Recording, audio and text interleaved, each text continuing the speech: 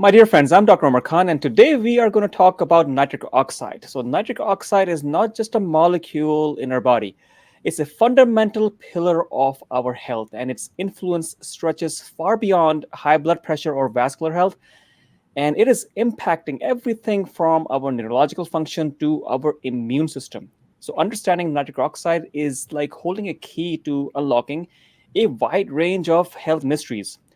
How can we harness its potential properly is a hot topic. Today, I'm joined by my esteemed guest, Dr. Nathan Bryan. Dr. Bryan is the founder and chairperson and CEO of Bryan Therapeutics. Dr. Bryan earned his undergraduate Bachelor's of Science degree in biochemistry from the University of Texas and in Austin, and his doctoral degree from Louisiana State University School of Medicine, where he was the recipient of the Dean's Award for Excellence in Research. Dr. Bryan has been involved in nitric oxide research for the past 20 years and has made many seminal discoveries in the field. Dr. Bryan, great to have you today. Dr. Khan, great to be with you. Thanks for having me. My pleasure. Before we start, I'm actually going to play a video from your website, and our viewers will have a great head start in understanding this topic further. There is this molecule called nitric oxide naturally produced in our bodies. And over time, nitric oxide production decreases because of a breakdown in an enzyme in our blood vessels. However, we also compound the loss of nitric oxide production unknowingly with the use of mouthwash, antibiotics, antacids, and other medications. So basically, everyone in America has a nitric oxide production problem. And the big thing is that the loss of nitric oxide production is directly correlated to cardiovascular disease, the #1 killer of men and women worldwide. And the more nitric oxide production that we lose, the more our arteries become less healthy. But you can do something about it. Not only could you make lifestyle changes, but you could look for product technology that creates nitric oxide for you and helps your body produce nitric oxide naturally. And when you do, clinical trials have shown that you have better blood pressure, less plaque in your arteries, better cardiovascular health. And think, when you improve blood flow, everything in your body works better. All right, Dr. Nathan. So this was a video that you have on your website, and certainly this sets up the stage for this podcast, and hopefully we will get into your brain and try to extract as much information that could be beneficial for our viewers. So I want to talk about your initial fascination with nitric oxide. Your journey as a nitric oxide expert is both, of course, unique and fascinating. And could you share with us what initially grabbed your interest in this field? Was there any particular moment or event that actually steered you towards becoming an authority that you are in nitric oxide? Yeah, Dr. Khan, every career is a journey, right? So, I first got an interest in nitric oxide in 2000. So this was a couple of years after the Nobel Prize had been awarded for its discovery. I was a student working on a PhD in molecular and cellular physiology at LSU School of Medicine. And one of the gentlemen, Lou Ignarro, who had just won the Nobel Prize for the discovery of nitric oxide, came and spoke before the student body and the faculty and staff as part of our seminar series. And I had a chance to go to dinner with him that night and just discuss this new fascinating molecule, nitric oxide. And very engaging, accomplished scientist. And, as a basic scientist like myself, he was surprised that a Nobel Prize had been awarded because we knew it was an important molecule, but the scientific and medical community really didn't understand all the signaling aspects of nitric oxide. It was known to be a vasodilator, but really that was its most known and well-characterized physiological function. But we didn't understand how the human body made nitric oxide. We didn't know how to detect it and quantify it clinically. We didn't know what all the clinical symptoms manifested from a lack of nitric oxide production. And then perhaps most importantly, there were no ways to restore or recapitulate nitric oxide-based signaling, because once it's produced in the human body as a gas, it's gone in less than a second. And so that really, and then I worked with a pharmacologist at LSU with my PhD, and he was been in the nitric oxide field for the previous 20 years and had made a number of discoveries himself. And so that got me started on this field. And really my PhD work was trying to detect physiological levels of nitric oxide in biological samples. So nanomolar or femtomolar levels of nitric oxide that we could quantify, and then start to create a fingerprint of nitric oxide biology in many different disease states, from ischemic heart disease, diabetes, susceptibility to myocardial infarction, in different disease models. So that was my initial introduction, and it was fascinating. We made a number of discoveries very early on, and that really just kept me intrigued with the innovations and new discoveries around nitric oxide. Okay, great. So we watched your video and we have a bit of an understanding how you actually got involved with nitric oxide. So you mentioned that it opens up blood vessels. So how does that function actually helps the body? How does that actually relate with the cardiovascular health that you mentioned? And a lot of my viewers are interested in cardiovascular health as well as high blood pressure. So how does it actually affect and work on this with nitric oxide and its function of opening up blood vessels? Well, we now know that it's a certainly important component of what nitric oxide does. So it's a vasodilator, and I'll explain kind of mechanistically how this happens. So all the blood vessels throughout the body are lined with a single layer of cells called our endothelium. And these endothelial cells respond to certain agonists. In fact, the endothelial cells are what control the migration of molecules from the blood vessels into the intima and smooth muscle. But it also produces vasoactive substances, so it controls the vasoactivity of the blood vessels. So part of their responsibility is to produce nitric oxide gas. Once the gas is produced in the endothelium, it diffuses into the underlying smooth muscle, where it activates an enzyme called guanylyl cyclase. Then that enzyme creates a second messenger called cyclic GMP. And then the cyclic GMP is responsible for the calcium-dependent smooth muscle relaxation. And when you get smooth muscle that relaxes, it dilates the blood vessels. So now you can actually deliver more oxygen and more nutrients to every organ, tissue, and cell in the body. And it's responsible for the regulation of blood flow and circulation, maintenance of normal blood pressure. And so when you lose the ability to make nitric oxide, your blood vessels no longer relax and expand. They become chronically constricted. And as you're showing there in the figure, you start to get plaque deposition, plaque instability, plaque rupture, and that's heart attack and stroke. All right. So the main thing is the endothelium. So that is a question that I always wanted to ask somebody, that what happens exactly to the endothelium with a deficiency in nitric oxide? Because endothelium, as viewers are probably seeing, this is, in a way, you can say the inner lining of your blood vessels. The inner lining, the innermost lining where the blood is flowing, is called the endothelium. And that should not get damaged. If it gets damaged, you can see all this yellow plaque developing in here. What does nitric oxide do to prevent, or how does it operate with the endothelium, Dr. Nathan, if you could? Well, once nitric oxide is produced in the endothelium, so it's a gas, so it diffuses in all three dimensions. It diffuses into the underlying smooth muscle, but it also diffuses into the lumen of the blood vessel. And part of the role of nitric oxide there is to downregulate what we call adhesion molecules. And so adhesion molecules actually start expressing on the endothelium. They start to create monocytes and neutrophils that stick and migrate through the endothelium. They activate platelets.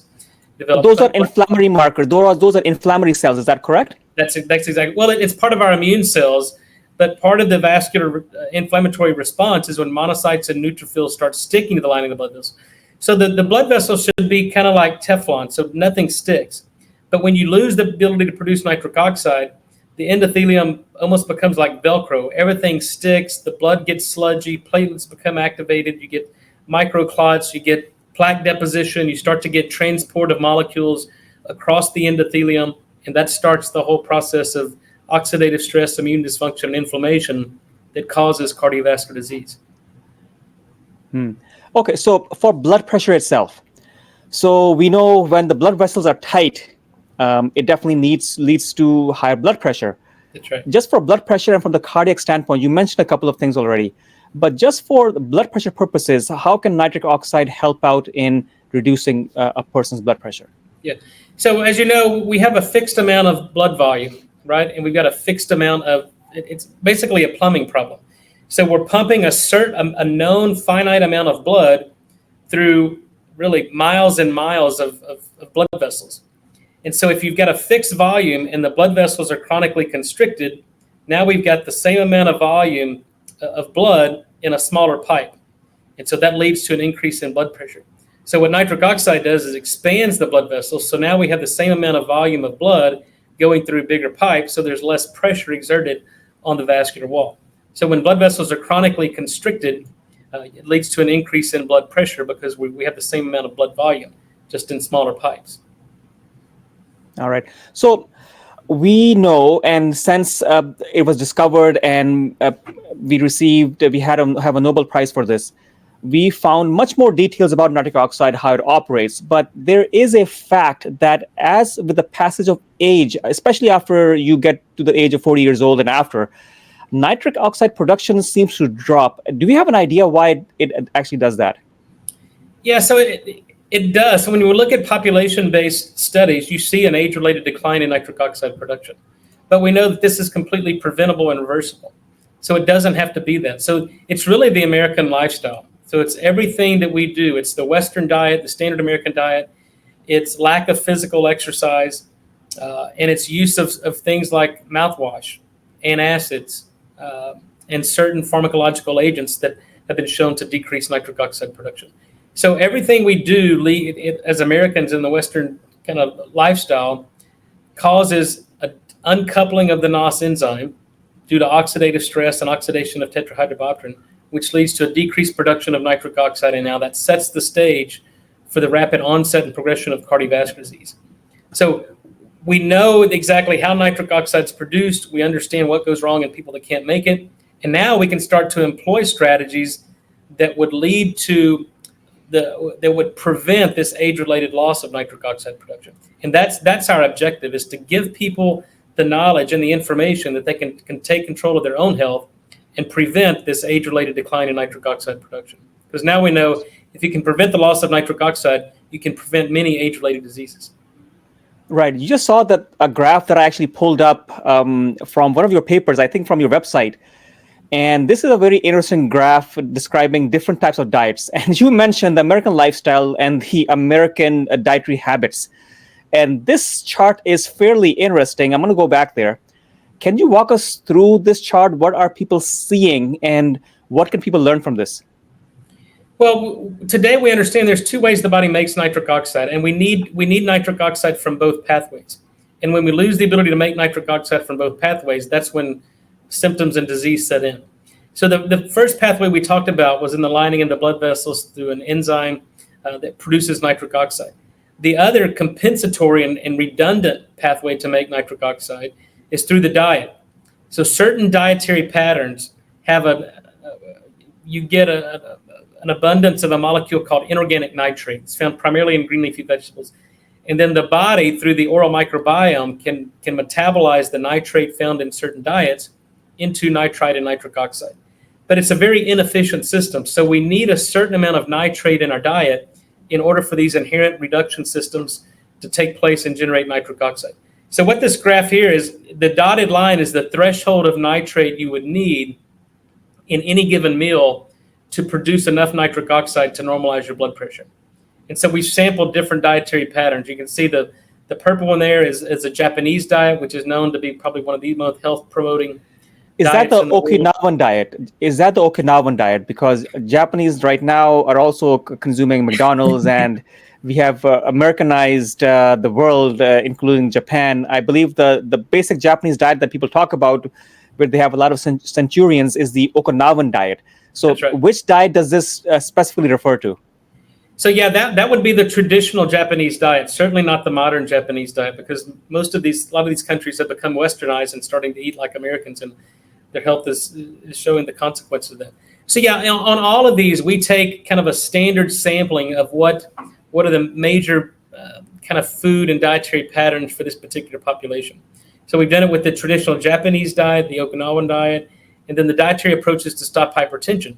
The selection of certain foods through the DASH diet far exceed that, and I think mechanistically that explains why certain diets are cardioprotective that lead to the prevention of cardiovascular disease, these centurions that live long, healthy life without any incidence of heart attack or stroke or cardiovascular disease. And to the contrary, almost all other dietary patterns fall well below that threshold to produce any nitric oxide. What about the Mediterranean or the European diet that you have mentioned here? What does this actually relate to? And the vegetarian diet? Can you maybe talk about these two? Yeah, so the vegetarian diet, and we followed up on this, and we've actually sampled food from certain regions across the U.S.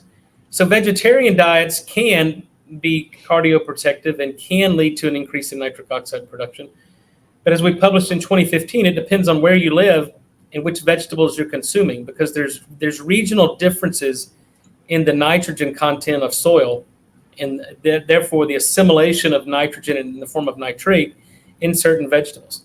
So the darker the green leafy vegetables, typically the higher the nitrate content. But it also, there's a 100-fold difference from the nitrate content in celery in Dallas and Chicago versus what is found in celery in New York, for example. And there's okay. a So high let me stop you there. So why is that? Is there a big difference? And does having vegetables produced organically, does that also make any difference? Yeah, it does. So the regional differences are based on a number of different factors. There's a whole field of agronomy that describes and it really explains how do you maximize crop yield with the maximum number of nutrients. So here's what we're finding, that lightning fixation is required. A lot of lightning storms are required to fix nitrogen, to break the triple bond of N2 that's found in our atmosphere. And then that high energy from lightning breaks the nitrogen bond N2 and fixes it into usable form, primarily ammonia and inorganic nitrate. So down in the south, in the Rust Belt, there's a lot of lightning storms. So it fixes the nitrogen in the soil, and you get more nitrate in the soil in the form of nitrogen. And the other thing is, there's farming practices, differences in farming practice, whether you're using standardized nitrogen fertilizers, or you brought up a good point, what about organic? In our 2015 paper, we published that organic vegetables have about 10 times less nitrate than conventionally grown. And when you think about this, to get an organic label in the US, obviously you can't add herbicides or pesticides, but there's also restrictions on adding standardized nitrogen as fertilizer to the soil. And when you don't standardize the amount of nitrogen going into the soil, you really have a high degree of variability and really no known nitrogen content in the soil.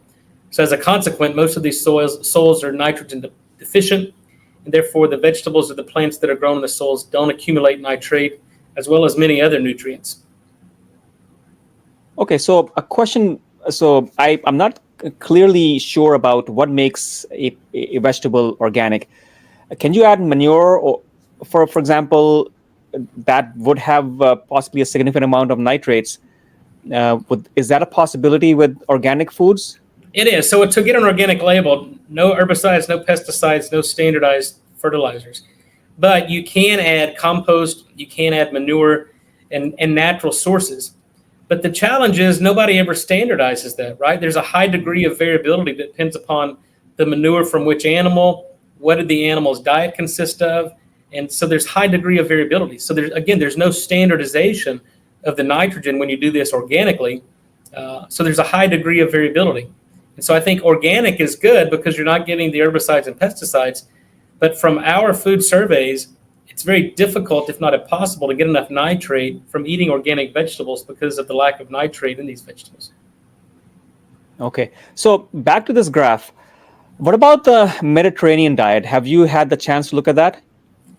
Yeah, we've looked at the Mediterranean diet, and look, and so let me just qualify what we've done here. We're only looking at the nitrate content. There are many other micronutrients and macronutrients in these dietary patterns that contribute to human health. So what we're showing is just what is required in the form of nitrate. And so it's the select choices of certain foods and vegetables that contribute to that. The Mediterranean diet is high in omegas and olive oil and good fats and less carbs and more good high quality protein and good quality fats. So those contribute very little to the nitrate burden on these vegetables. So I think it's a mixture, and we get our nutrients from a diverse selection of certain foods and dietary patterns. But what we're looking at, what we're quantifying here, is if we wanted to silo this and only look at the ability of these foods and dietary patterns to produce nitric oxide, then really it's dependent upon the nitrate content in these foods. So there may be other health benefits of certain dietary patterns that are completely independent of nitric oxide production. So I want to go back to the thought of endothelial dysfunction. Is there a way to measure endothelial dysfunction? And I believe there are studies out there that with enhancing nitric oxide production, you can potentially even reverse or prevent the progression of disease. That's right. But how do we actually measure it? Is there a way you can measure it? Of course, as a physician, you always look at something that's measurable and you can adjust, you can titrate and give appropriate doses and see how much of an improvement that could potentially produce. Is there a measurement for this? There is, but it's not like your standard blood labs where you can just pull peripheral blood and look at a number like cholesterol or vitamin D or things like that. Because nitric oxide is a gas. Once it's produced, it's gone in less than a second. And we can measure nitric oxide metabolites in the research environment, but there's really no standardized clinical test for measuring blood.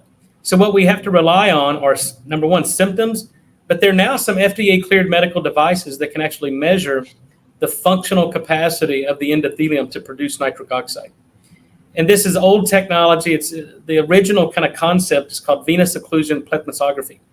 So in the original type of technology, you could occlude the blood flow into the brachial artery. So you basically just put a blood pressure cuff on the upper arm and you inflate it to suprasystolic levels and basically prevent the inflow of blood through the brachial artery for 5 minutes. And then after 5 minutes, you're creating global ischemia in the forearm. And then you through an ultrasound probe or through a fingertip probe, once you release the cuff, if the endothelium makes sufficient nitric oxide, you'll get what's called reactive hyperemia. You'll get immediate vasodilation when you release the cuff. And so the degree of vasodilation or the reactive hyperemia correlates with the amount, what we call endothelial function, or the endothelial's ability to produce nitric oxide. And so you can measure that through ultrasound and the degree of vasodilation. There's some devices out there that have a fingertip probe that measure the degree of return of normal temperature to the fingertip, which is directly correlated with how much blood flow and how efficiently you're getting blood flow from the reactive hyperemia, which is dependent upon the blood vessel's ability to produce nitric oxide. So there's venous occlusion plethysmography. There's non-ischemic plethysmography devices now that look at really mainly the structure and function of the blood vessels. How soft and compliant are the blood vessels, or how stiff and rigid are the blood vessels? And these are very important and instructive devices on give people the kind of the sense of how good is their vascular health. Because what we've discovered is that the functional loss of nitric oxide in the lining of the blood vessel precedes the structural changes or plaque deposition and even the stiffening of arteries by many years, sometimes decades. So if you can tell in your patients early on that they're developing a degree of endothelial dysfunction and then employ strategies to reverse that, then you don't have to deal with plaque deposition, atherosclerosis, cardiovascular disease, heart attack, and stroke.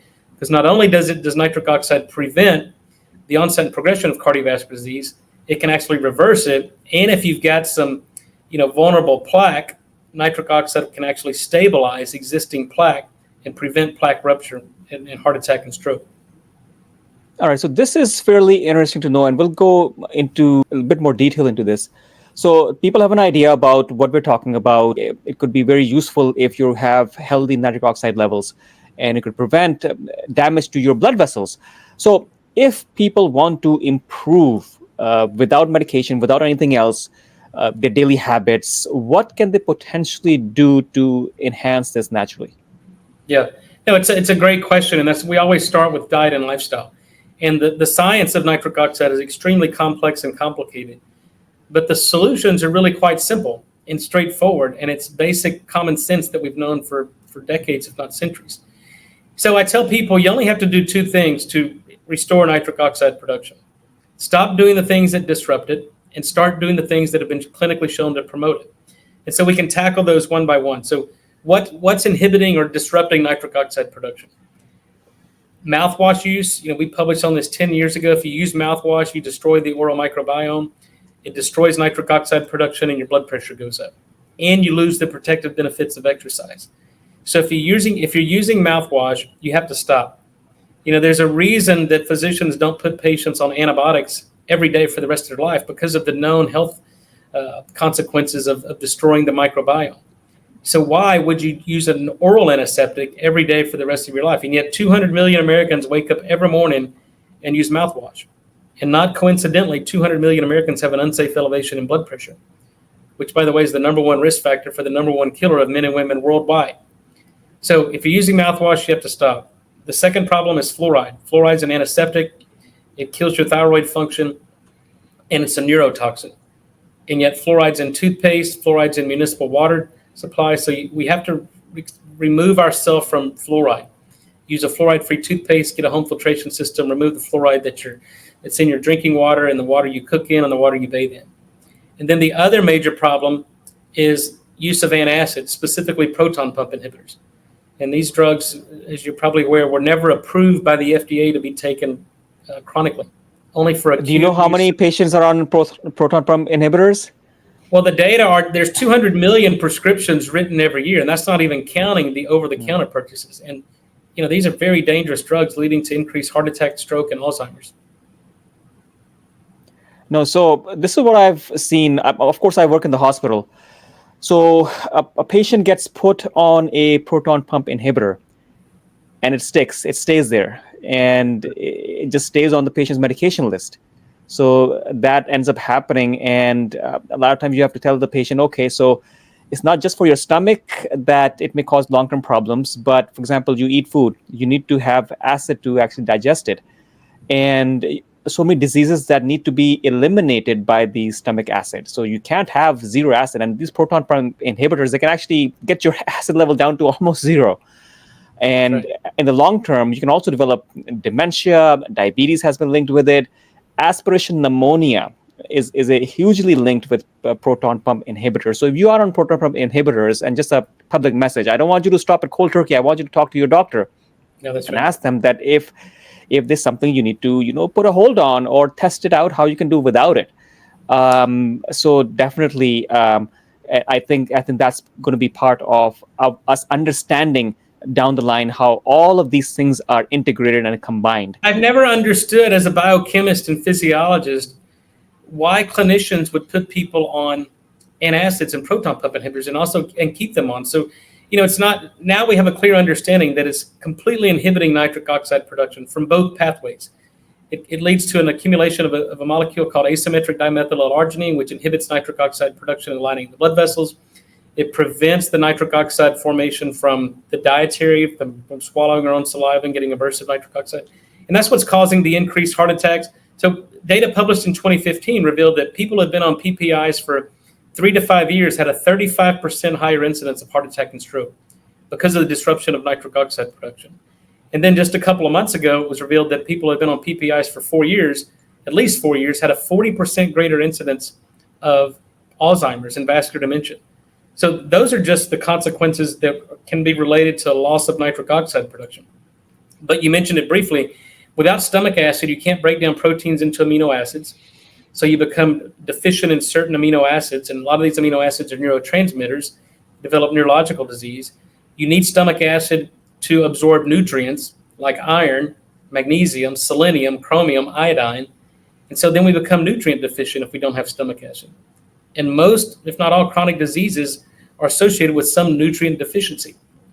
And so we have to restore stomach acid production, not just to restore nitric oxide production, but to really increase metabolism and the breakdown and the production of energy from the foods we eat. So these are very bad drugs, and I believe they should have a black box warning on them, just like the Vioxx and Celebrex did back in the early 2000s, because they're causing increased incidence of heart attack, stroke, and Alzheimer's. And then consumers need to be warned. Patients need to be warned of this. Yeah, definitely. If you have, ulcers, okay, there may be a reason for it. But of course, get yourself checked by the doctor that, okay, do I still need to keep on with this? And if you want to clean up your diet, that is causing you to have acidity in the stomach, that you need some medication for suppress your acidity, you can improve your diet, eat clean as much as possible, avoid spicy, oily food as much as possible. So you can potentially work on it. Now, stepping to a different gear for a moment, what does exercise have to do with nitric oxide levels? And secondly, a lot of people take nitric oxide supplements to improve their exercise capacity. Is it the chicken or the egg, or the egg or the chicken? Which way does it go? Yeah, so exercise is medicine because it stimulates and activates nitric oxide production. But this only occurs in patients that have some functional capacity to produce nitric oxide. So exercise causes shear stress in the lining of the blood vessel. That increase in shear stress activates the nitric oxide synthase enzyme to make nitric oxide, because the body says, hey, I need to increase the blood supply to these working skeletal muscles to supply additional oxygen and nutrients to meet the increased metabolic demands on that particular vascular bed, whether it's the heart or skeletal muscle, depending on which type of exercise you're doing. So it activates nitric oxide production. It causes angiogenesis, so you're getting new blood vessels formed. You get mitochondrial biogenesis, so you get more mitochondria generating more ATP more efficiently with less oxygen. So there's both an acute effect on the exercise ability to produce nitric oxide, but also the adaptive effects. Long-term exercise shown to upregulate nitric oxide synthase expression, increase the activity of the enzyme, thereby creating better vascularity, better oxygen delivery, better tissue perfusion, and also more mitochondria generating more energy over time. And so that all of the protective effects of exercise can be explained through a nitric oxide dependent mechanism. But the problem is in people that have exercise intolerance, for instance, people with ischemic heart disease or angina, that they can't make nitric oxide, they can't exercise because they've lost the ability to produce nitric oxide. When they begin to exercise, they can't dilate the coronary arteries, they get ischemia, and they get ischemic pain known as angina. So those are patients that clearly cannot make nitric oxide upon exercising. And it's called exercise-induced angina. And it's because their body can't make nitric oxide. Mm. So in those patients, obviously they're given organic nitrates like nitroglycerin or isodil that are metabolized into nitric oxide. And that's how those drugs work in relieving the ischemic pain of angina, because these drugs are producing nitric oxide, dilate the coronary arteries, and relieve the ischemia during exercise.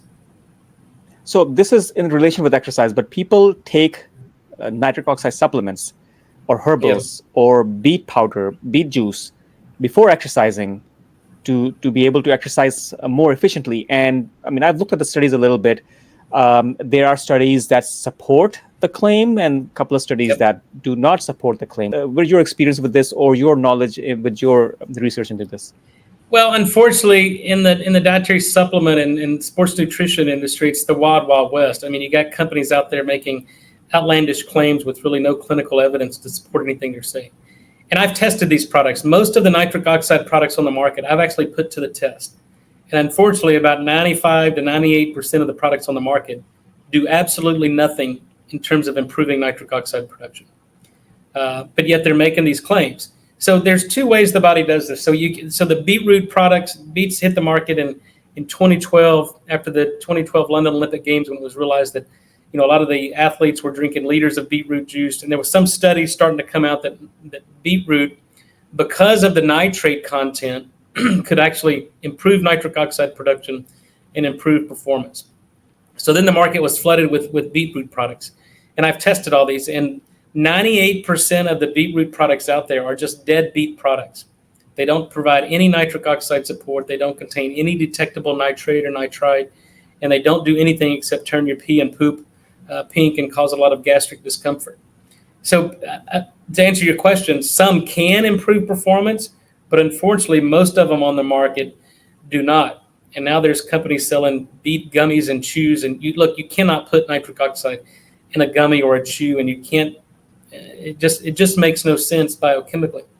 But yet these companies are selling a lot of these products to consumers that are just being deceived and really defrauded. So what we do is completely different. We try to take the science of nitric oxide, what we've learned over the past 20 years, and really put into play some safe and effective nitric oxide product technologies that actually can enhance nitric oxide production. Actually, if your body can't make nitric oxide, they do it for you. And we can actually restore the body's ability to make nitric oxide on its own.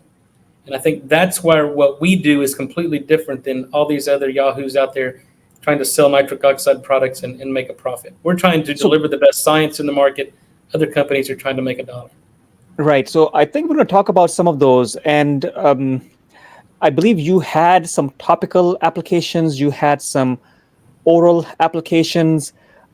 And can you guide me through what the products that you work with or do you help manufacture?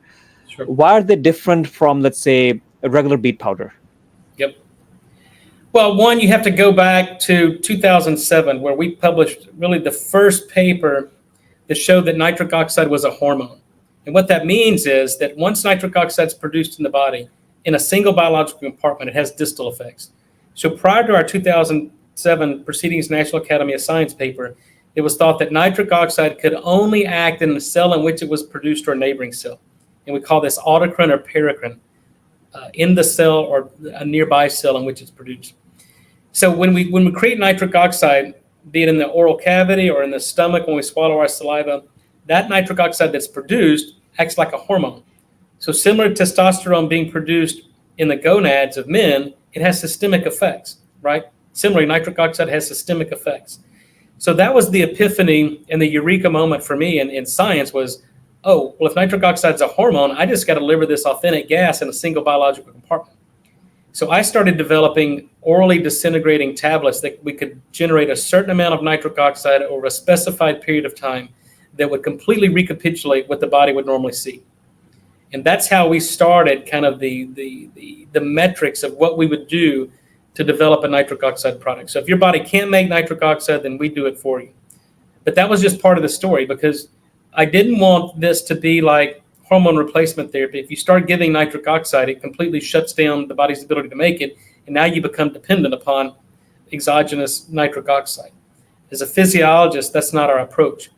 What we want to do is understand the mechanism of disease to the extent that we could fix it. So in that technology, we go, okay, we know what it takes to recouple the NOS enzyme.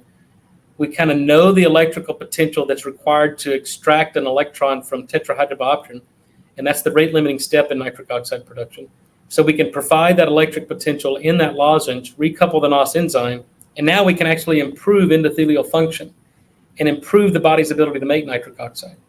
And then we also developed this as an orally disintegrating tablet that has a resident time of about 5 to 6 minutes. So now we're waking up the oral microbiome, the nitrite reducing bacteria that are responsible for producing nitric oxide from our diet.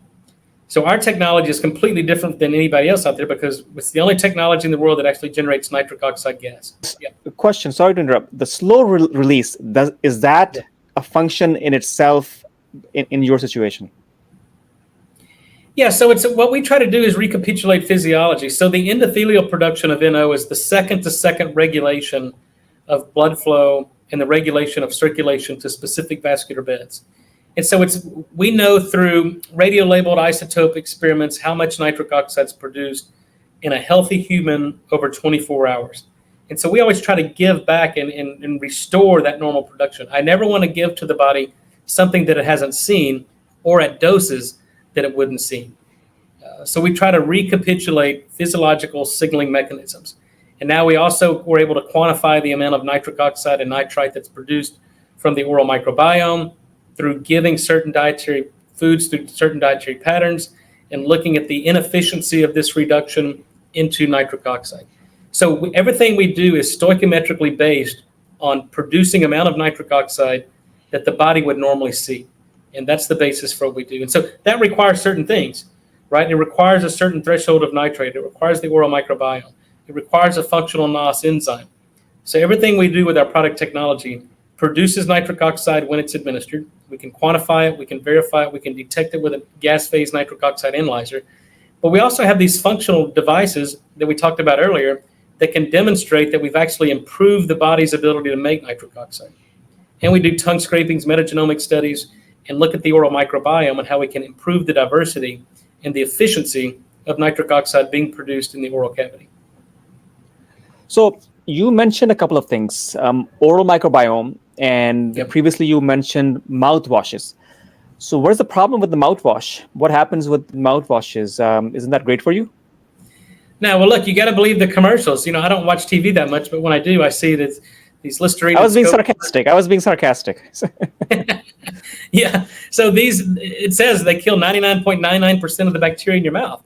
And that's true. And that's not a good thing. The microbiome, the bacteria that live in and on our body provide 3 million gene products. I mean, they outnumber on human cells 10 to 1. The human genome only codes for 23,000 gene products. So these bacteria that live in and on our body are designed to do things that we as humans can't do. It's a true symbiotic relationship. So when you destroy the microbiome, whether it's the gut microbiome, the oral microbiome, the vaginal microbiome, or even the skin microbiome, bad things happen. These bacteria are there to protect us, and we destroy the microbiome to our own demise. So you cannot use mouthwash. The more that we published on this 10 years ago, the more diverse the microbiome, the health of the oral cavity, and we know this oral systemic link, people with poor oral health have higher incidence of heart attack and stroke. If you have good oral health, it contributes to cardiovascular health. So it's not just the bad guys causing problems, it's the disruption of the good guys. And in fact, if you maintain a healthy microbiome, you don't have the opportunistic pathogens around because the good guys keep the bad guys at bay.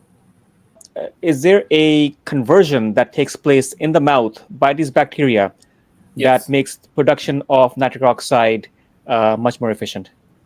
Yeah, so inorganic nitrate, which is NO3 minus, is completely inert in humans. Humans do not have the machinery to metabolize this enzyme or this molecule.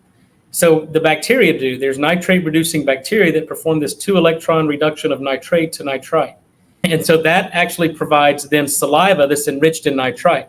So when we eat, I'll show you how this works. So if you eat a plant-based diet, so let's just say we eat 150 grams of spinach or kale, 90 minutes after we consume that meal, that nitrate is concentrated in our salivary glands. And now each time we secrete our saliva for the next 6, 8, 10 hours, we're secreting nitrate. And then the nitrate gets in the crypts of the tongue. It's metabolized by these nitrate-reducing bacteria to now form nitrite in the saliva. And then now we have saliva that's enriched in nitrite. We swallow our own saliva. The pKa of nitrite is 3.4. So when you get this acid disproportionation of nitrite, it forms nitric oxide in the lumen of the stomach. And you can actually facilitate that and accelerate that by things like vitamin C and polyphenols that provide the 1-electron reduction of nitrite to nitric oxide. So the bacteria perform the 2-electron reduction of nitrate to nitrite that humans cannot perform. And then the stomach acid and the antioxidants, polyphenols, help perform the 1-electron reduction of nitrite to nitric oxide in the lumen of the stomach, provided there's stomach acid. Exactly. So you have to keep your mouth as natural as possible. And since I actually made a video on nasal breathing and helping nitric oxide production and reducing your blood pressure, how does nasal breathing play a role in helping out with nitric oxide production? Well, the enzyme that makes nitric oxide, the NOS enzyme, is found in our endothelial cells, and it's also found in our epithelial cells. In fact, the highest concentration of this enzyme is found in the nasal epithelium. And so if this enzyme is functional and coupled, when we deep breathe, when we do nasal breathing, there's mechanoreceptors on these epithelial cells that when they're activated through nasal breathing, through deep breathing, the NOS enzyme makes nitric oxide, and you can actually deliver nitric oxide to the pulmonary vasculature, dilate the pulmonary arteries, so you can get a better match of ventilation to perfusion, and then you can better oxygenate tissue. You get better oxygen uptake, and you get better oxygen delivery to the periphery.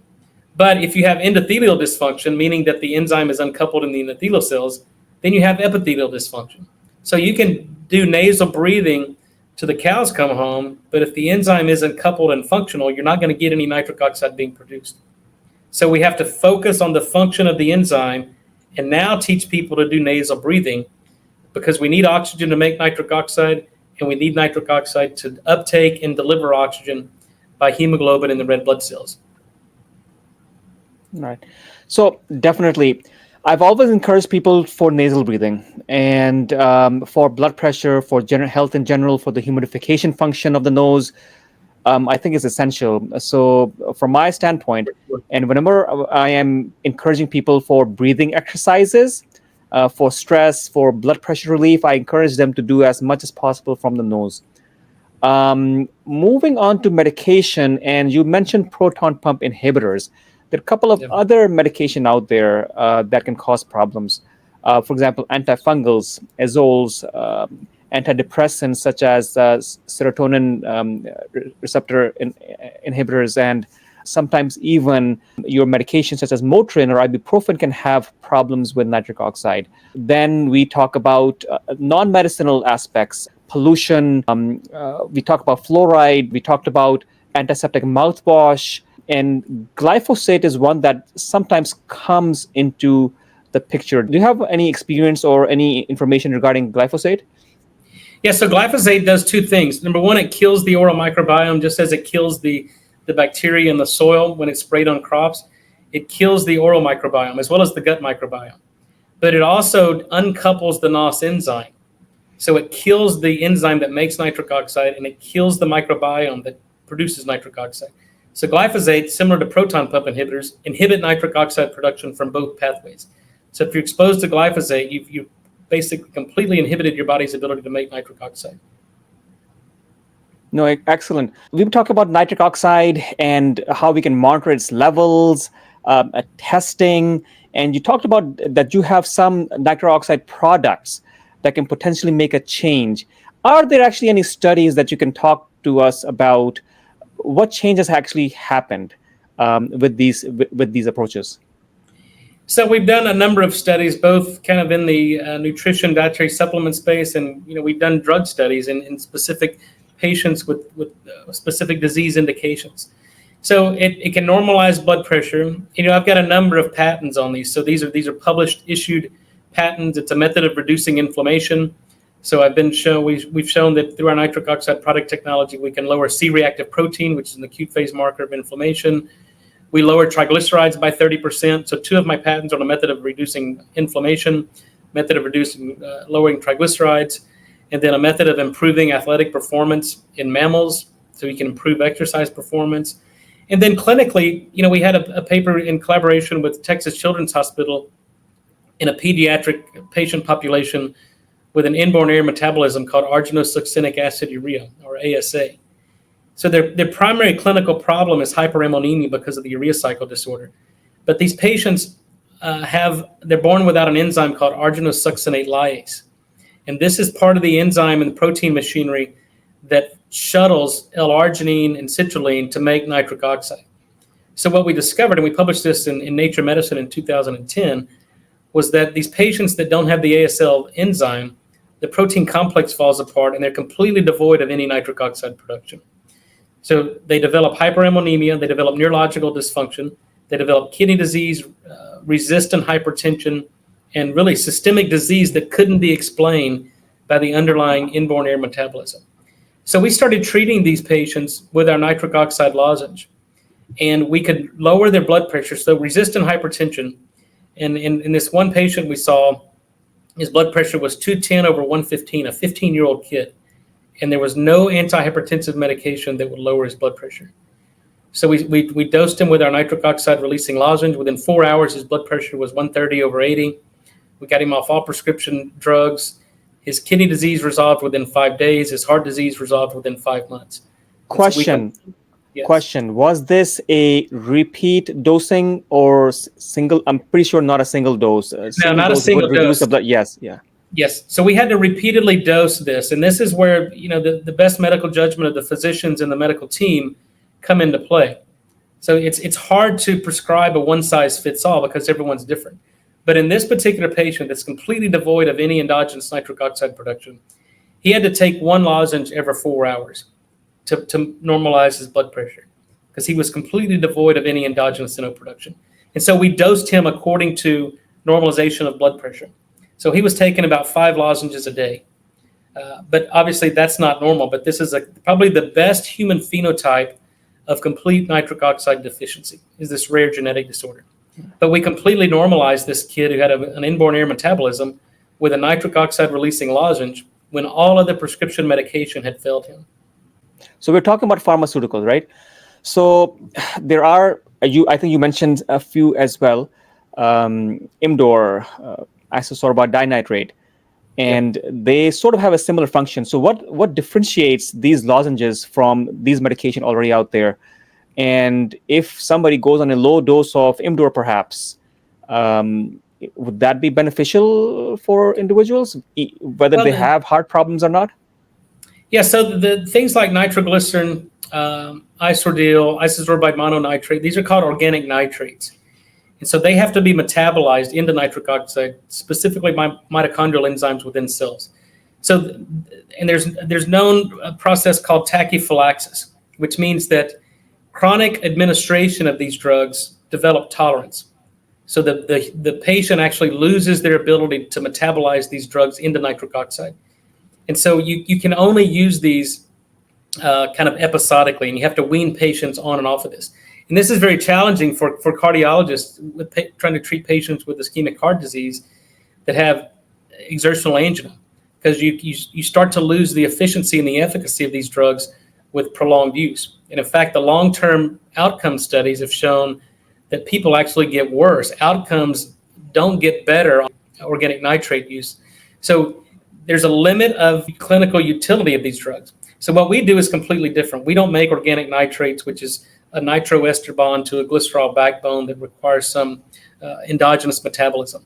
We use natural product chemistry to restore, to make nitric oxide through the lozenge, but also some electrical potential and physical chemistry in that lozenge to recouple the NOS enzyme. So we get the opposite of tolerance. So we don't cause tolerance in these patients that take our lozenge. We actually improve the body's ability to make nitric oxide on its own. So it's completely different. And the beauty of this is now in patients that have been on organic nitrate treatment chronically for ischemic heart disease and had to wean off, then they're at risk for, heart attack or stroke. There's now an alternative to where, using the best medical judgment of the physician to start these patients on some of these nutritional regimens and now improve their body's ability to make nitric oxide. And I think for the first time in the history of medicine, start having the conversation of how do we start weaning patients off meds instead of putting patients on more meds. No, exactly. And so we talked about medicinals and how we can get people off medication. So if they want to have certain foods, how can they use food as medicine and try to improve their nitric oxide? You mentioned about the variation in nitric oxide levels in different vegetables. But what foods that can people try to eat that can help out with this? Well, it's really the plant-based diet. I mean, I had a number of conversations with Caldwell Esselstyn, Joel Kahn, cardiologist up in Michigan, and the data on plant-based diet completely reversing cardiovascular disease and ischemic heart disease is pretty impressive. So, but here's the challenge. It's as we published in 2015. It's difficult, if not impossible, to know if you're getting enough nitrate from the vegetables you're eating. But let's speak kind of globally. The darker the green leafy vegetable typically has the higher nitrate content. And so the more dark green leafy vegetables typically contain more nitrate. But these vegetables will only provide a cardioprotective benefit if you have the right oral microbiome. So you could eat a plant-based diet, all green leafy vegetables, but if you're using mouthwash or have fluoride in your toothpaste, you're not going to get the nitric oxide benefits of that diet because you're killing the microbiome that's responsible for activating the nitrate in that food into a bioavailable source of nitrite or nitric oxide. How much nitric oxide or how much nitrates we need to ingest on a daily basis, and how much is the U.S. population actually getting it? If you have any numbers on this, and what is possible through just diet alone? Is it possible to correct your nitric oxide levels with just diet alone? Is that a possibility? Absolutely. Look, in a perfect world, that's what we should do. We should let food be our medicine and medicine be our food. So if you look at the published literature, and these have been well validated now for the past 10 or 12 years, to reach the threshold of nitric oxide production, you need at least 300 to 400 milligrams of nitrate in a single serving, in a single meal. So that would equate on average to about 150 grams of spinach or kale or arugula, which is a big plate. And that's hard for people to consume in one serving. But we looked at the standard American diet, and the typical American diet, we're only getting about 150 milligrams of nitrate per day. And that's over 2 to 3 meals. So the standard American diet is completely devoid of any nitrate.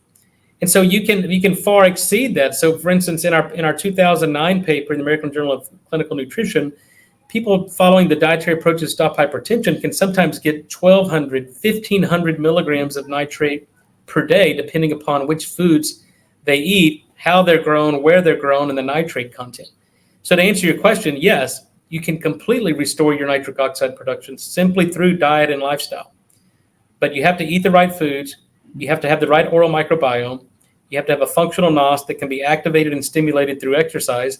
And if you do that, it's diet and exercise that we've known for centuries that prevents chronic disease. And mechanistically, we can explain that through the production of nitric oxide. What are the early signs of possible low nitric oxide levels and deficiency? Are there any particular signs that you look for or you have noticed? Yeah, there's actually a hierarchy of clinical symptoms that manifest. The first one is erectile dysfunction, because if you can't produce nitric oxide in the blood vessels of the sex organs, you can't get dilation, you don't get engorgement, and you develop sexual dysfunction. And that's in both men and women. It's not just a male disease. So that's usually, and it's called the canary in the coal mine for the reason. If you have vascular dysfunction in the sex organs, you have that same vascular dysfunction in the coronary arteries, in the cerebral arteries, in the blood vessels that supply your liver, lungs, kidneys. So it's a systemic disease that manifests first in sex organs because you need a rapid dilation upon stimulation to get and maintain an erection sufficient for penetration and intercourse. And then if women can't make nitric oxide, they become anorgasmic. Because in order for women to have an orgasm, you have to have an increase in pressure in the clitoris and the labia. And that pressure comes from an increase in volume, from an increase in blood flow, from an increase in nitric oxide production. So if the blood vessels can't make nitric oxide, you don't get dilation, you don't get an increase in volume, you don't get an increase in pressure, and you cannot have an orgasm. And then the second one is usually an unsafe elevation in blood pressure.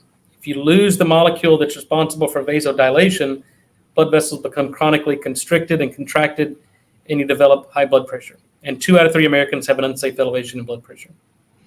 All right, so there's one erectile dysfunction that happens due to atherosclerosis or tightening of your blood vessels and plaque that can go in your heart, your brain, and in your reproductive areas. So, but some individuals, if they take testosterone, for example, in men, they may get back their mojo perhaps. Or individuals who are getting into their 40s with the low testosterone levels, when they start getting on TRT, they may get erections, much like when they were possibly even teenagers.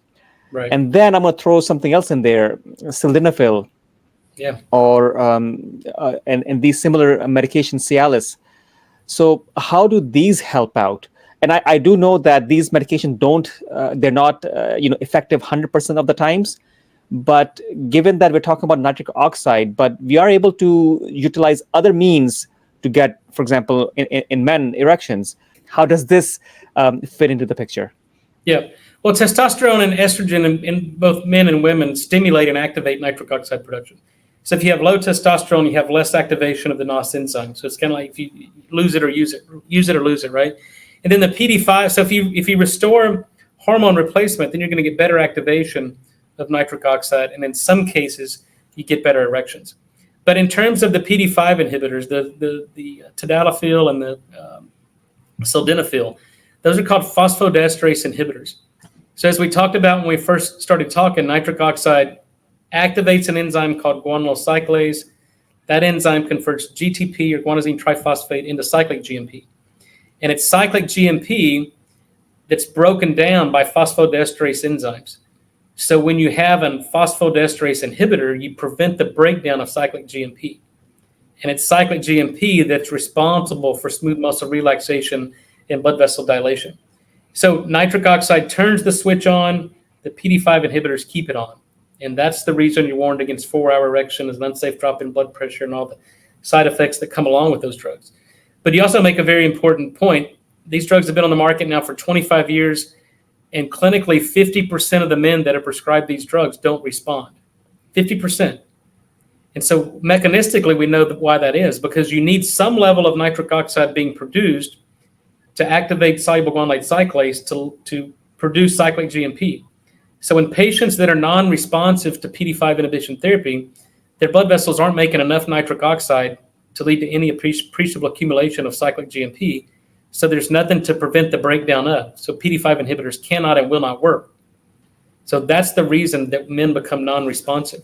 So now we know that if we can stimulate nitric oxide production or give nitric oxide through our lozenge or some other technology, that we can activate guanylate cyclase, we can improve cyclic GMP production, and now we can improve erections through PD5 inhibition therapy.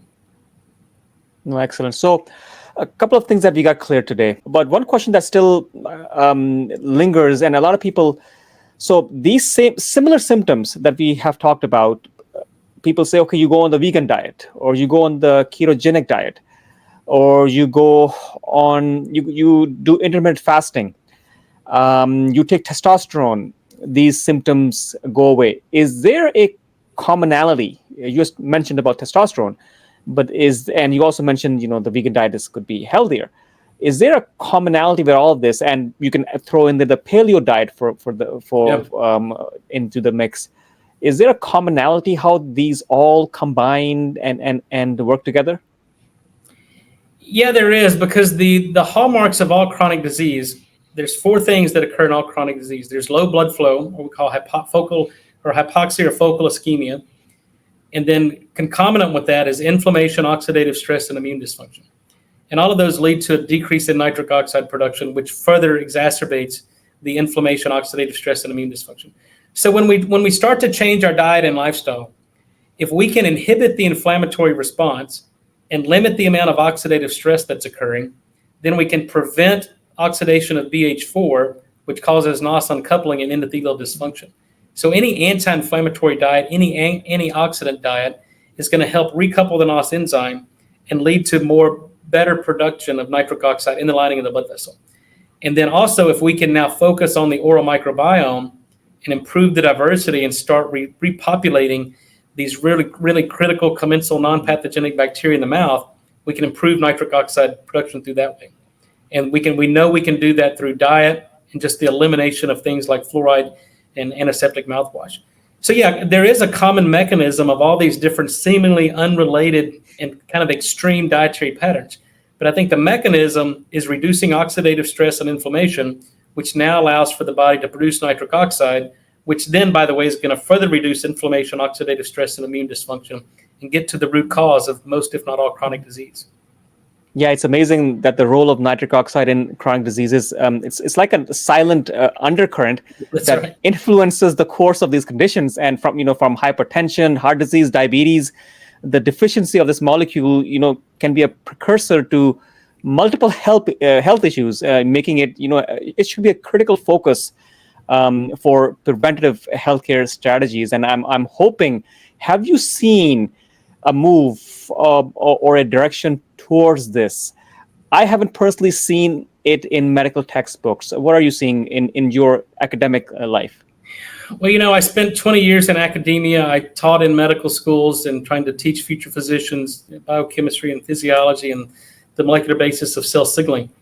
And so it's a fleeting subject. It's not taught. It's not part of their vernacular. We tried to make those changes, but it's very resistant and very difficult to make changes to the American Medical Association and the way they train physicians. But I am seeing a movement, thankful to physicians like you who recognize this and help us get the word out. But, we know it takes on average 17 years for new science to become standard of care or introduced into clinical practice. And I think there's good reason. It has to stand the test of time and make sure that it's not only safe, but efficacious and has some clinical utility. But there are a number of docs now that are starting to integrate nitric oxide into their practice, because your body cannot and will not heal without restoring the production of nitric oxide. And I think most physicians who practice Western allopathic medicine today realize that patients aren't getting better. We are not leading to a healthier American population, despite spending more money per capita than any other industrialized nation in the world. Yet we have the sickest people. So drugs aren't the answer. We have to get back to the root cause of biochemistry and physiology, understand the mechanism of disease to the extent that we can fix it. And so we understand that in the nitric oxide field. There are certainly many other conditions that physicians have to address and fix. But here's what I do feel confident in: that nothing else is going to work until we focus on and restore the production of nitric oxide. It's not a silver bullet. It's not an end-all, be-all, cure-all. But what it is, it's foundational. And so drug therapy is not the answer. We have to get back and give the body what it needs, remove from the body what it doesn't need, and the body heals itself. That's how we're designed. That's how we're made. We're regenerative by nature. We just got to get out of the way. Do we have any randomized control trials? Yeah, we've published a number of, half a dozen or more randomized placebo-controlled clinical trials on our nutritional and dietary supplement products. I've got a drug company now called Bryan Therapeutics, where we're taking drugs through FDA clinical trials. We had a drug in phase 3 clinical trials for COVID-19. It was a randomized, double-blind, placebo-controlled, multi-center study. We've got a drug going into phase 3 clinical trials for ischemic heart disease. Again, a randomized, double-blinded, placebo-controlled study. We've got an Alzheimer's drug going into clinical trials, which I think will lead, well, I don't think, I know, will lead to the first and only safe and effective drug for Alzheimer's, because it gets to the root cause of Alzheimer's. It corrects the metabolic dysfunction of Alzheimer's. It improves cerebral blood flow, corrects the focal ischemia in Alzheimer's, and the disease completely goes away. And then we've got a topical drug for diabetic non-healing wounds. Again, so all of these are going through FDA. We filed our investigative new drug applications. We have full regulatory guidance. Now we just got to get these drugs in clinical trials and let them perform. You mentioned Alzheimer's disease. No, hallmark for this disease is amyloid plaques and tangles and tau particles. So have you seen a reduction in that? Do you reverse it? Or is there no way for you to actually see what changes have occurred? And how many patients were in this trial? Well, we've seen this anecdotally, and that's what led us to invest the capital and the resources into developing an actual drug therapy. So the hallmarks of Alzheimer's, late-stage Alzheimer's, are the beta-amyloid plaque and the tau tangles. And as you know, all drugs that are designed toward Alzheimer's have targeted the beta-amyloid plaque and the tau tangles. And in fact, all of those drugs have failed, because what we're finding now is that those are consequences of the disease. They're not the cause of disease. So targeting the consequence of disease is not going to fix the disease. The root cause of disease is, number one, decreased blood flow to certain regions of the brain. And then you get insulin resistance. In fact, Alzheimer's has been considered diabetes type 3. And what we've published on is nitric oxide potentiates insulin signaling, improves glucose uptake, improves cerebral blood flow. So now you can get the good stuff in, oxygen and nutrients, and take the metabolic waste material out. And so when you do that, there are no tau tangles, there are no beta amyloid plaque, there's no misfolding of protein, because the cell actually does its job. It has the blood supply, it has the glucose, it has the metabolic substrates it needs to perform its function. So it doesn't become dysfunction, you don't get misfolding of protein, and you get to the root cause of the disease. Right. Have you looked at mouse models? Has there been any studies done on mouse models with Alzheimer's disease? You can possibly, even biopsy them, and they're disposable in a way. You don't in the lab. Yeah. No, we had not on Alzheimer's. I mean, early in my basic science career, we used a number of different mouse models to kind of elucidate the nitric oxide signaling pathways. But to be honest with you, we don't need to go into mouse models. We have the basic understanding of the root cause of Alzheimer's, and as it relates to nitric oxide deficiency, that we can rationally design safe and effective drugs and go straight into clinical trials into humans with Alzheimer's. We know our drug is safe because we're not giving a synthetic compound that's inhibiting a biochemical reaction. These aren't monoclonal antibodies that are fooling the immune system. What we do is restorative physiology. It's not pharmacology. So when we give the nitric oxide at doses that the body would normally produce, we wouldn't expect any side effects.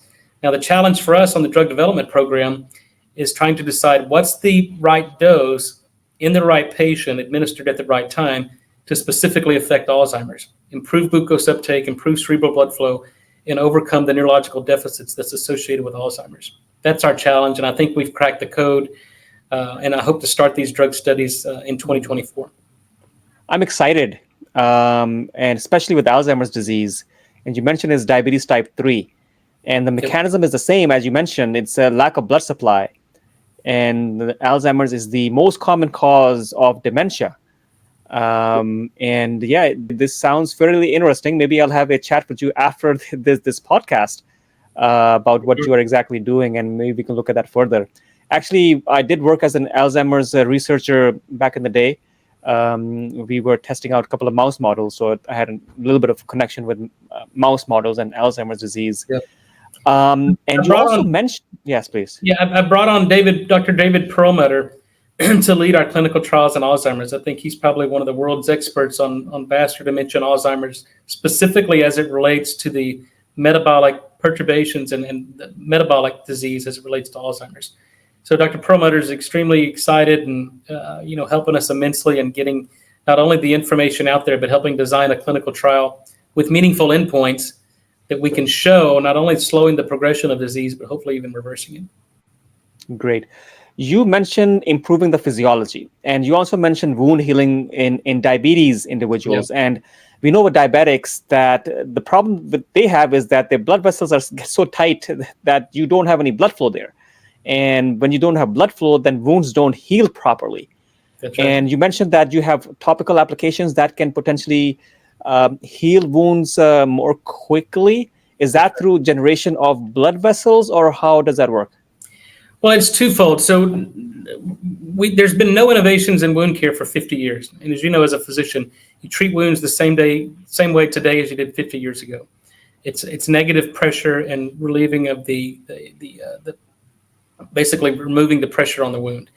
So what we do, and all non-healing wounds are infected, right? So the problem with non-healing wounds is a recurring infection that becomes antibiotic resistant, and then the ischemia, the hypoxia, the lack of blood flow to the wound to where you can't get, the stem cells and the tissue granulation in there to actually heal that wound.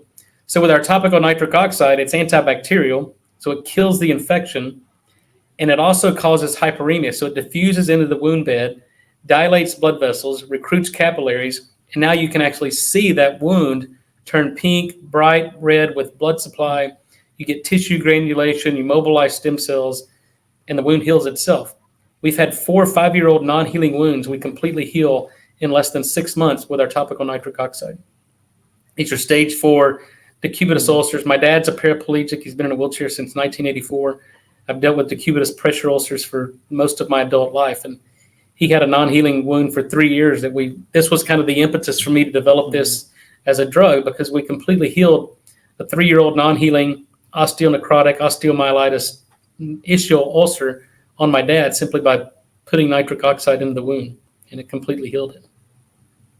Interesting, fairly interesting. And this is truly groundbreaking. And diabetes doesn't just kill you, it kills you slowly, and it kills you through these means. And as you mentioned about your dad, yes, it's a very, very slow process, and slow and steadily people lose their limbs, lose their, their bottoms get infected, develop ulcers. I'm excited. Yeah, interesting. And definitely would want to talk to you off this podcast as well, see what other potential avenues we can talk about. Having said this, people, apart from just beetroot supplements, people look to consume things such as L-arginine or L-citrulline. But you haven't mentioned about these compounds. Are they useful? They do have some role in the function of nitric oxide synthase, correct?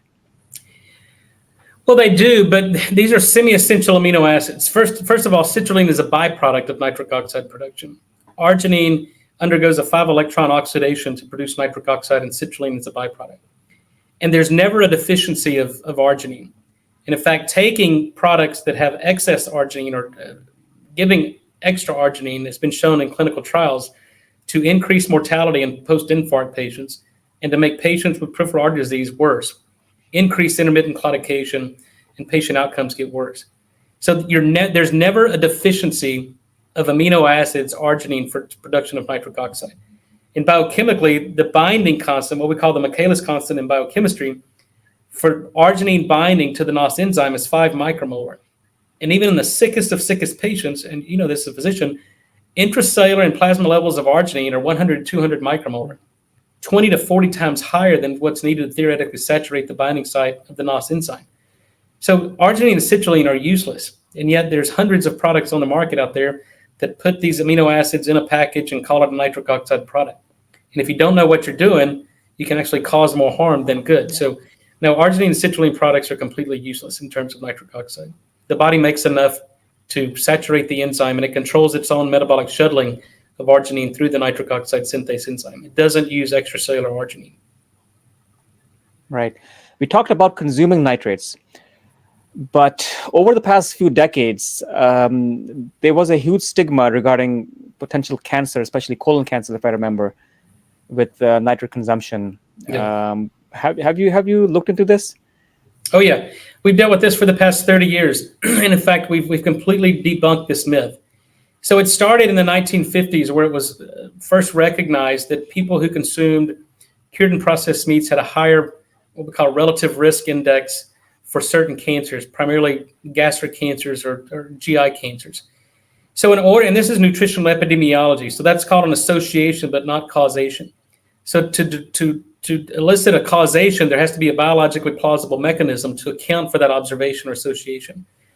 So in the 70s, people thought, well, it's nitrite and nitrate that form nitrosamines, and nitrosamines are carcinogenic, cancer-causing agents. So cured and processed meats that have nitrite form nitrosamines cause cancer. Well, now, since 2000, the National Toxicology Program did a dose escalation study and found no evidence of carcinogenicity by nitrite or nitrate in really huge doses. So that whole biologically plausible mechanism fell apart. And the other thing that we observed over the past 20 years is that if nitrite and nitrate cause cancer, vegetarians would have a 10-time higher cancer rate than meat eaters. And we know it's just the opposite, because 85% of the nitrate and nitrite that we get from our diet comes from green leafy vegetables. Only 5% comes from cured and processed meats, and the other 10% comes from swallowing our own saliva from the endogenous production of nitrite and nitrate from the oxidation of nitric oxide. So now we know that that's not, in fact, not the cause of cancer. There are other things in cured and processed meats like heterocyclic amines and things that may be mutagenic or carcinogenic, but it's not the nitrite and nitrate. In fact, we and others have published that they have anti-cancer effects. In fact, that's the reason people eat a plant-based diet have lower incidence of cancer, heart attack, and stroke because of the nitrate and nitrite. Right. You talked about having dosages or adjusting or finding the exact dosages that will be useful for a particular situation. Yep. Have you noticed an overdose potential, or what if somebody gets, we know in medicine in a way that you can significantly drop your blood pressure. Sure. That does happen if you are on substances such as Imdor or similar nitrates for blood pressure or heart disease, and you take Viagra, for example. Yeah. And it can seriously drop your blood pressures. So any contraindications, any things to watch out for that you've noticed in your trials and studies? Well, there's only two causes of toxicity for nitric oxide and nitric oxide related molecules. It's hypotension, so an unsafe drop in blood pressure, and then the other is methemoglobinemia. So if you take too much, it'll oxidize the nitric oxide has been the worst, I believe, if I remember, has been the worst culprit with that, right? Yeah, so nitric oxide is used in hypertensive crises, and if you overdose it, you can cause methemoglobin formation and cyanosis and actually kill patients. But so at the doses that we deliver, we haven't ever seen an unsafe drop in blood pressure, and we certainly haven't ever seen any met formation. In fact, the pediatric patient we were treating with the rare genetic disorder, we monitored him every hour for met formation, and even taken one lozenge every 4 to 5 hours, we never saw even an uptick in any level of methemoglobin formation. Right. So this is amazing. And of course, the ongoing research into nitric oxide is not just groundbreaking. It has the potential to, revolutionize how we approach healthcare. And by understanding and harnessing the power of this molecule, I mean, we can open doors to new treatments and preventive measures, for a wide range of diseases. Well, that's our goal. Are just considered, they're just considered inevitable aspects of aging. And I'm surely excited about this. How do you see research? You mentioned a few research aspects you are looking at: Alzheimer's disease, diabetes, maybe more trials. And you mentioned that you have a couple of products and the different formulations. And if people want to get a hand of these, how can they get them? Yeah, so our drug studies are still going through FDA trials, so we don't have any approved drugs on the market, even though we're moving towards those and hope to have drugs approved on the market maybe by the end of next year if the drug trials go well. So we do have some consumer product goods on the market. These are dietary supplements and skincare topical products for skincare and beauty. And obviously these aren't intended to treat, prevent, cure, or diagnose any disease, but what they have been shown to be safe and effective at restoring nitric oxide production. So we've got a line of products called N101, and it's n101.com. but we make an orally disintegrating tablet that generates nitric oxide gas. We've got a fermented beet powder that when you put it in solution, it generates nitric oxide gas. We've taken the oxalates out of the beets, so no issues with kidney stones. And we removed the beet pulp, the beet taste, the beet color. So we've got a very clean white powder that doesn't look or taste like beets. And then our topical nitric oxide, we developed a dual chamber nitric oxide for skincare and beauty. You apply one pump from each side, you mix it together and apply it to the face, neck, and décolleté, and it's amazing at reducing fine lines and wrinkles and improving the tone, texture, and clarity of the skin. All right. So these skincare products, are they being currently used at health clinics or wellness centers? People are into Botox, all types of stuff. And have you explored from this standpoint? Yeah, we have a number of medical spas, medi spas that use our topical nitric oxide and our whole line of skincare. Got a number of dermatological clinics and dermatologists that use it. Aesthetics, plastic surgeons, pre and post procedures. We've got 5 published peer-reviewed clinical trials on the topical. It's an amazing product for skincare because most skincare products are designed to mask or hide the fine lines and wrinkles and the age spots and the blemishes. Again, what we do is completely different. It's a new category in skincare. It gets to the root cause of why you have fine lines and wrinkles or age spots or acne or blemishes. We restore blood flow, we improve collagen deposition, improve hydration, and fine lines and wrinkles go away, and an amazing product for skincare and beauty. So you are going to take away the derma roller business, I think our products are Botox complementary. business. Yeah, I think our products are complementary because the derma rolling causes acute trauma, and nitric oxide is what mitigates the inflammatory response and helps the healing process.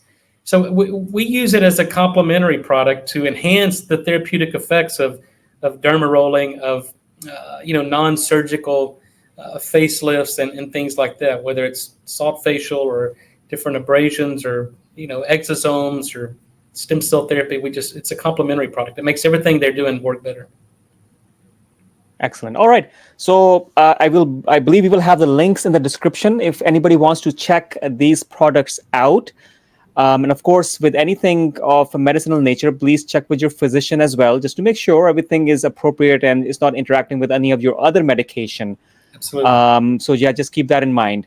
Now, since we've had such an engaging discussion, I wanted to finish up with a few rapid fire questions.